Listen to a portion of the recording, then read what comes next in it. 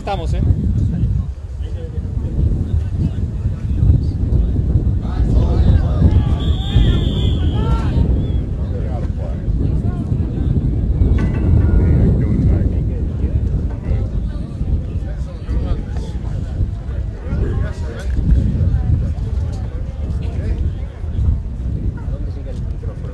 No, llega. What?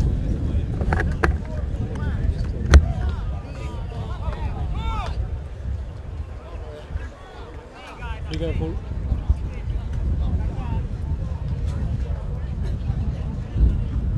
You mean talk or? No.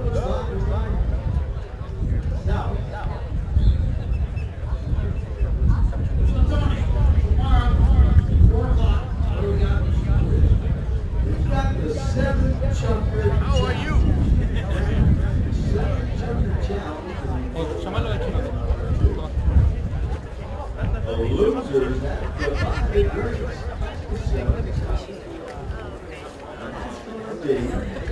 Sí, está ahí.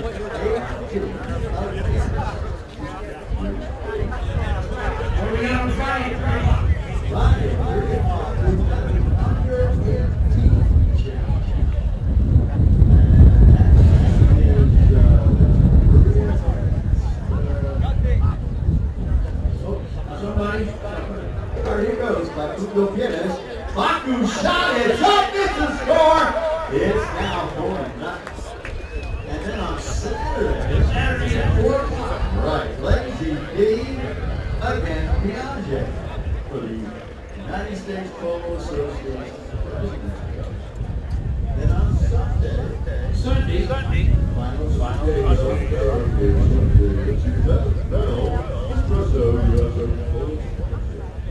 Okay. We got something we do every weekend. After this weekend. Watch your arrows comes out the back with the ball. Setting Merlos. His shot longer after his short of throw. Off here by.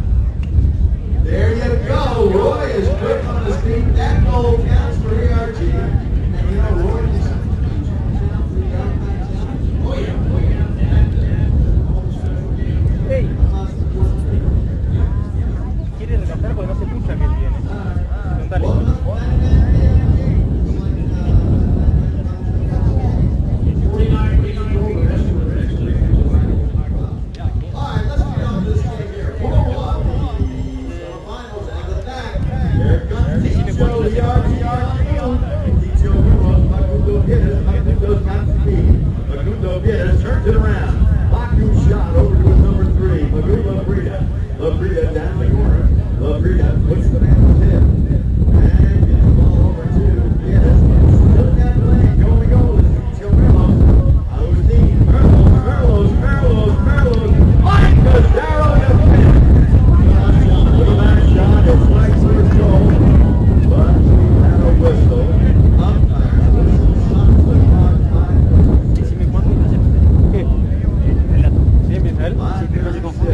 No, lo bajo a él. Lo bajo.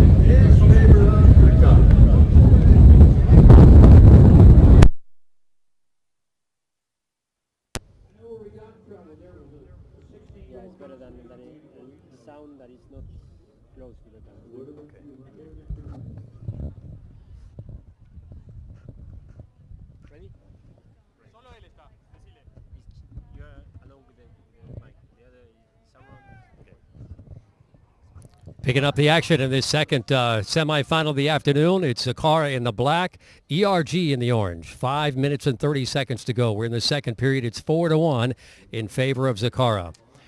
Zakara's got the ball. This is Facundo. Facundo, he's 100 yards out. He's trying to work the ball.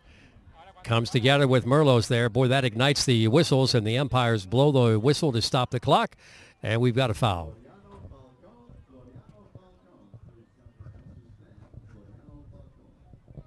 So we'll pick it up. We'll move it down for a penalty shot. More than likely, this will be a penalty 4, which is 60 yards out, and it stops the clock with 5:27 to go.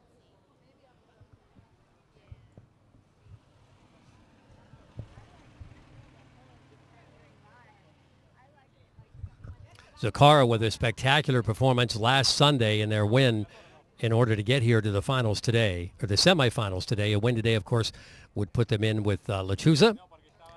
ERG making a major improvement along the way in their 26-goal team. That's how they managed to get into the Final Four, but they're going to have to pick it up on offense to stay alive today. Facundo walking up, winds up, sends it. It's on the ground. It's in. Zakara widens the gap. Now it's 5-1, and it's 5:20 left to go in the game.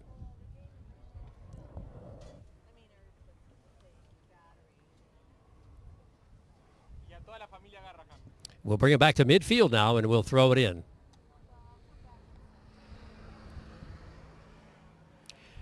Merlot's brothers, a deadly combination in this orange team. They've had a huge history of polo success in their home country of Argentina, and they combined here to defeat all the other teams to make it to this big semifinal game today. Umpire looking for a clean lineup, players on each side of that white line. If Zakara gets the ball in the black, they'll be going to your left. Ball goes back in play. ERG comes out with it. Merlos with a little pop shot. Player goes in front. Too much temptation there, but Lyndon Lee should have taken that on the left side of the horse. Instead, he backed it up on the right. So we're going to pick the ball up, and we're going to move it to the south end of the International Polo Club, and this will be an important 60-yard penalty shot coming up for ERG.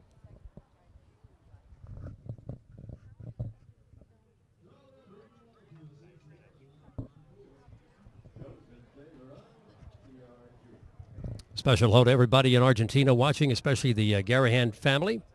Some of your family is up here as well. I've seen them scattered all over the fields, but the Garahans, of course, a polo dynasty in South America. All right, we're going to tee it up at 60 yards. Facundo takes an opportunity with a timeout to run and get fresh mount. Merlos, he'll tee it up. Now, Black is allowed to stay on the field, so Augustine will circle the horse. He'll come back around and take the shot. Important goal here in the second period. They do not want to trail by too many going into halftime today.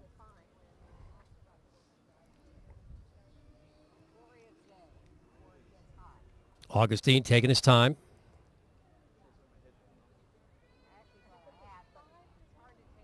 Winds up. He's way underneath one, up in the air, hoping that wind would catch it, but they're waving it wide. It's no good to the left. Little breeze was coming over his left shoulder. I think he was hoping the wind was going to catch that and straighten it out a little bit, but he missed it. So a huge opportunity for ERG goes down. The drain will keep the score at 5-1. 4:25 left in the second. Mike Azaro hammers a beautiful ball. That's going to roll all the way to that midfield line. Facundo checks down right there. He'll hold on to it. Facundo. He's asked to leave it behind. Player comes from the outside, demanding control of that line.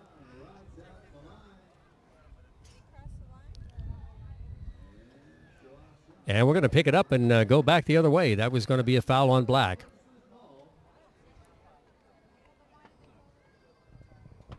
If you're watching us today on pololine.tv, the line of the ball, obviously, if you're a polo player, you already know what it is, and that's a particular case there where it may have been a little bit questionable, but then you get into the whole issue of the smaller slice of the pie in terms of who had more control over the line coming in. So a lot of real estate chewed up against Zakara now as we pick it up, and we'll give ERG another chance to see what they can do about making a 60-yard penalty shot this time.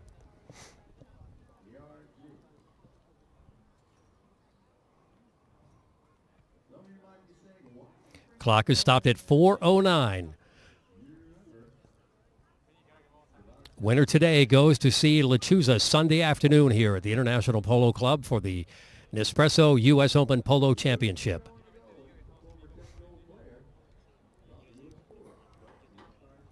Merlos with another chance now.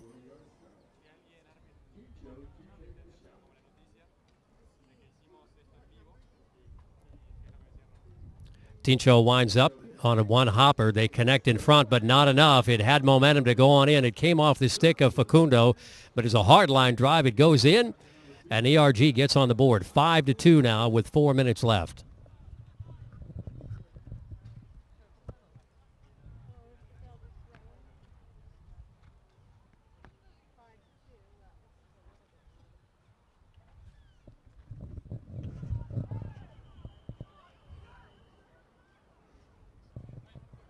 A lot of conflict there in the throw-in. That's usually where a lot of these whistles will sound off, because you've got all 8 players gathered in a very small area, and they're off to that little 3-inch white ball. So as they push together there on the throw-in, the umpires go into conference to talk it over as to who may have fouled there.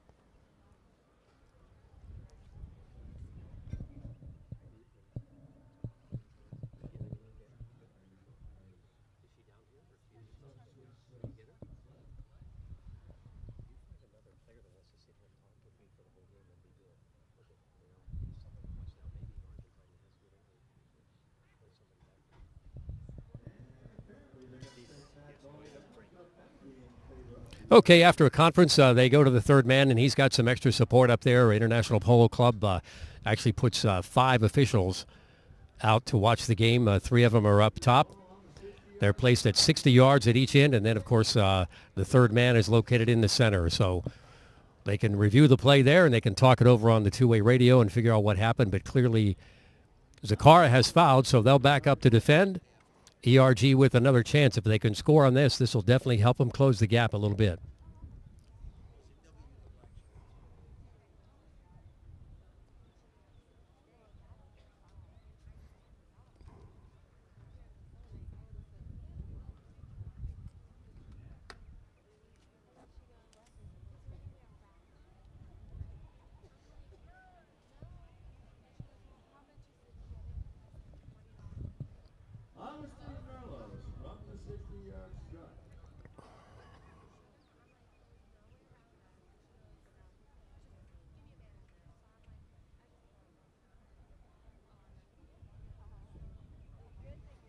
Five to 2. Merlos with a chance to close the gap. Here he comes from 60 yards. He's hard underneath this one. It's up and on the way.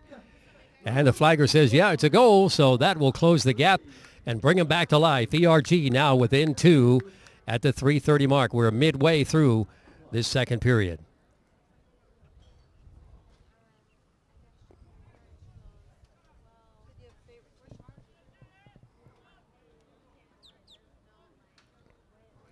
Back to the middle again.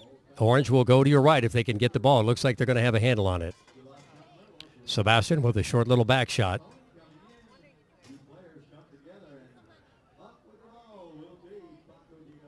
Paco clears it out off the far boards.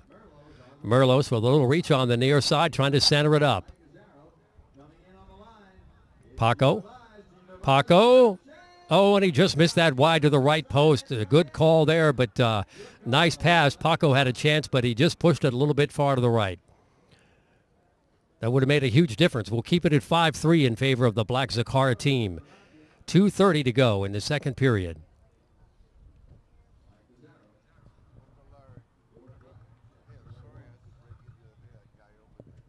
Azzaro knocks it in. Facundo now heads out, waiting for the pass from Azzaro. It's going to be a little bit short. Facundo slows down to pick it up. Facundo on the far boards. He's still riding it hard. This guy scored almost all the goals last Sunday. An amazing performance. Now he's moving it past midfield. He's within range at 100 yards out. He's still got the ball. 2 orange in front to beat. He's going to try to turn it to the left. There's the pickoff and the steal by Merlos. Sebastian checks down on the horse now. Nope. Facundo picks it up. Facundo running it on the back line. Facundo pops it in the air. Has he overshot it? There's the backhander angled. Beautiful play. That's the best shot of the day so far. Facundo Pierre is covered at 200 yards from the beginning of that knock-in at the south end. Then they got lost in the commotion, but he turned around and ran it across the goal and backed it in. So they've doubled it up on him now. It's 6-3 with 1:30 left.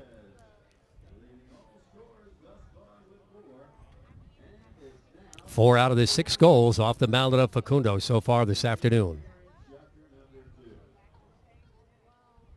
Umpire gives him the ball back.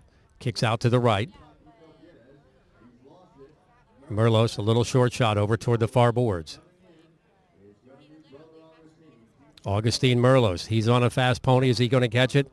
Trying to blow by the defender, but Facundo beat him there, popped it back the other way. Nice centering shot. This is Magoo Laprida. Magoo tries the angled shot. It gets deflected. Azzaro great on the follow-up. Mike Azzaro checking down, waiting on the rebound. Azzaro, he's got Facundo to back him up. He needs to get it centered up. At some point, he's got to get to the left. Azzaro goes down into the corner.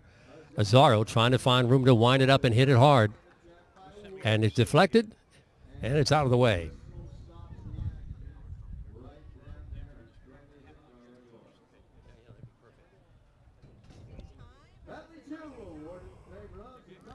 So 33 seconds left. And we're going to have another penalty. Jim, a lot of penalties in this first couple of chukkers. These guys are so closely matched. I think there's a little tension probably playing out there more than anything, huh? Yeah, and it's a little choppy compared to that other game we just watched, if it's okay to say.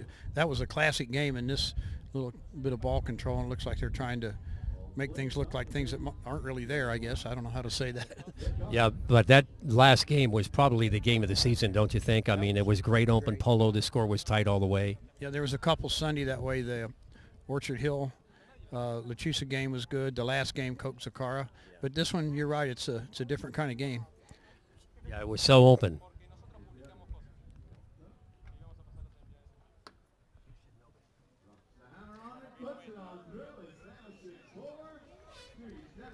And there's the knock, and it's in at 7-3. So a big gap. We've played 2, 7-3 in favor of Zakara. Jim, they're coming on strong right here. They are. Actually, ERG's done good to score a couple of times there. A lot of Facundo, huh? I think the other thing is that Zakara, they didn't start out that well at the beginning of the season, but they've just kept moving along, changing, improving. They're a different team than they were even a month ago. They are, and they changed their lineup, put Mike Azzaro in there, and they got a lot of strength there. They were good, doing okay before, but with him in there, I think it's a completely different team. Facundo likes it too. He told me that after the first game. He said it was a good choice. Well, and I think Mike is happy. I saw him after the first game, and the first game they played, they won, and he had a smile going ear to ear about the grin of like he's on a team, and he felt like it was going to be a team that's going to be very competitive. That's right. You know, you and I know this, Ron. He came here all year with his horses.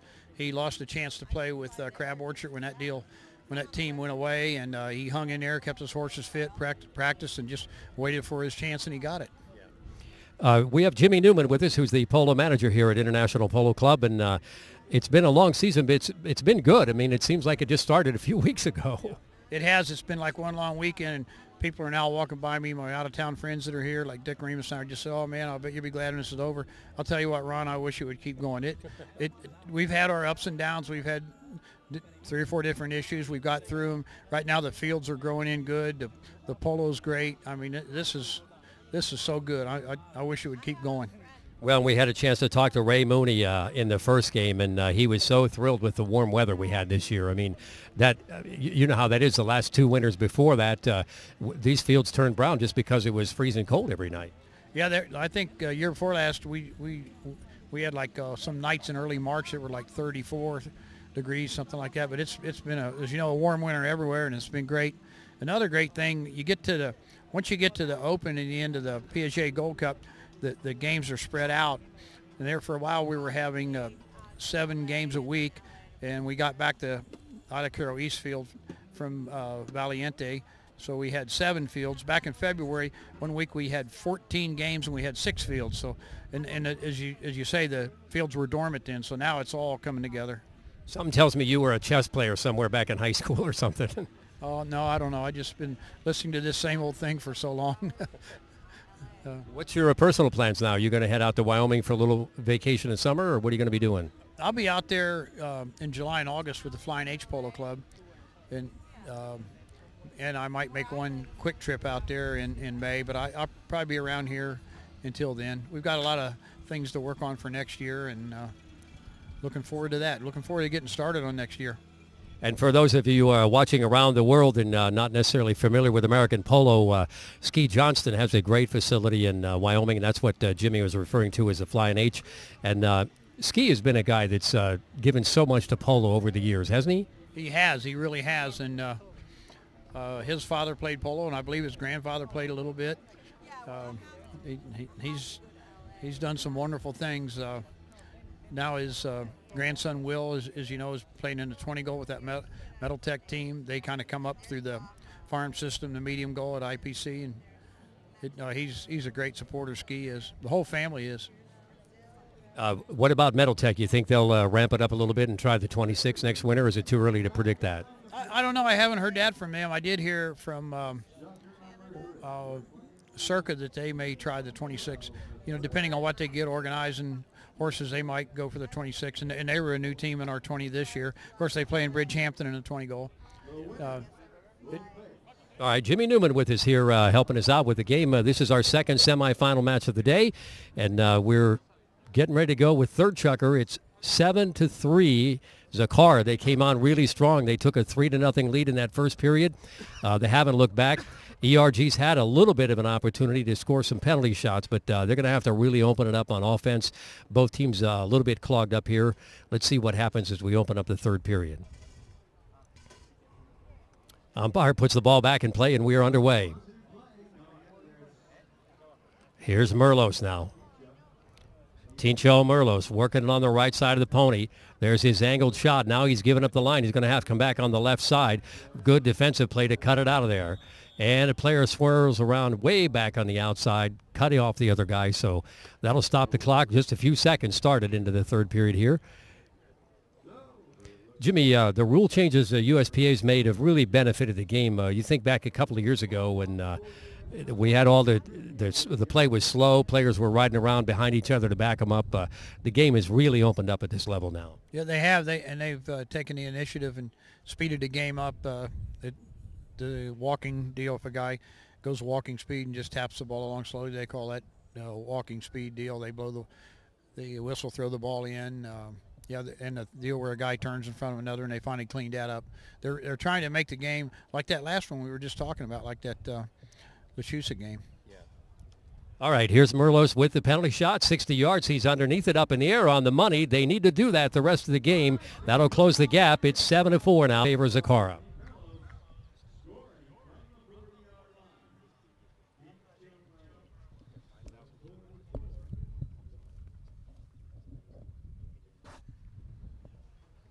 All right, we're back to the middle now. Changing directions. Orange going to the left. Umpire looking for that lineup. He wants to find an alleyway there, which you got to pretty much get the ball in play quickly to make that happen. Now he's got it back on the ground. ERG with a chance. Merlos at the back. Facundo waiting on him. He can't go in front of him there. He can wait for him, but he can't block him off. Now he's left it behind. Look at Facundo. Smart play. He reaches back and steals it away from him. But then he picked it up with his second shot, and the umpire said, hold on a minute. Let's figure out what to do about that.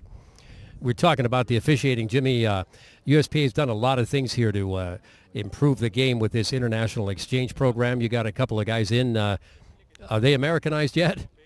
The Matthias Babiani was here a couple years ago, so he kind of come ready to go, and he's doing great. Martin Gotti, it's his first time, so it's taking him a while, but he's done some open games and done a good job. I think it's great to get those guys. You know, we want to get the best from around the world to come here. We don't care where they're from. All right, and that's a good idea. They're exchanging between the UK and Argentina and the USA, and some of our guys will be umpiring abroad over the summer as well, and probably even in the fall in Argentina. Here's Facundo controlling the ball across the marker. He leaves it for Mike Azzaro. Azaro trying to play control. Paco, there's a little flip shot. Look at that little trick shot. Azaro, they're trying to deflect the defender as best way they can. It's almost like a basketball play there. Magoo trying to get to it, but it's cut away from him. ERG puts it up against and bounces it off of the board. 6 minutes to go in the first half. A lot of commotion on the boards. We'll blow the whistle, stop the clock. 7-4 in favor of Zakara at this point in time. Jim, looking ahead to January, that's an awful long way off, but with the success you guys have had this year, my best guess is you've got at least 80% of these guys that want to come back and compete next year. Yeah, and it's funny, as you know, we lost a few. Gonzalo Avendano was busy and didn't play this year. Bob Daniels wasn't planning on it and jumped in, and thank goodness he did play one 20-goal tournament. It was good to have him back. You never know. A guy gets busy, and if they get too far away, and that's an interesting thing. You know, Lyndon Lee, he probably flew in here from England last night at 2 o'clock for this game. I mean, these guys, not only the money, they put a lot of time into, a lot of organization into being here. Well, and he was all banged up. He had that ice bag on his knee the other day, and I'm like, are you okay? And he's like, well, if you call a broken knee okay. I mean, he's tough. Oh, yeah, he's a great competitor, that guy. All right, we're back in action here. Tincho Merlos controlling the ball right at midfield. Everybody's downfield in front. Azaro's waiting for him out front. Can he get by Azaro? He'll try to go around him or hit away. Who's got the pony power? Azaro gives him a little pop right there. Paco picks up the ball from the back. Paco, Magoo's after him. Paco, he's got room to ride. Does Magoo have the horse to keep up? Pony trying to help him out as he kicks it off to the left. Here's Merlos coming in now. Azaro trying to give him a hook. Merlos running out of room. He's going to have to run that back line now to get it back toward the goalpost. He's still in control. The heavy traffic. Backhander cut away by Facundo. But umpires didn't like the looks of that. So we'll stop the clock. 5 minutes and 12 seconds to go. Scoreboard shows it 7-4. Jim, we got thousands of people watching around the world right now, and obviously many of those people are in the United States, probably a lot of them in South Florida. Best advice for the game on Sunday, the throw-in's going to be right around 4 o'clock. They should probably be in here in their seats a couple hours before that with everything you've got planned, right? They really should, because there's going to be a lot of traffic.